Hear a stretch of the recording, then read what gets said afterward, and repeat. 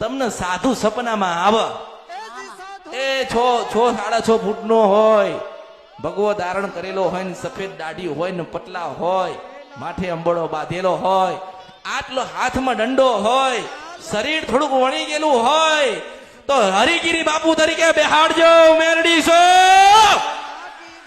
મને ઓળખો જ માસ્તર તોડ ખાય. ગોતી ના લાવું તો મારા અવતારમાં ખોટ પડાવું મેરડી સ્વા કળિયુગમાં. દુનિયામાં લોકો કહેતા તમે પરબાણ આપો.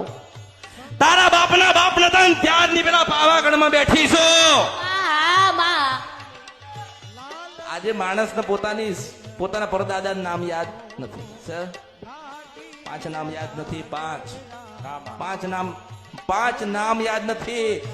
પણ 100 પેઢીએ કઈક માતા દેવ લાગતા હતા ને અમરથી મેરડી ગોતીને લઈને આવો છે.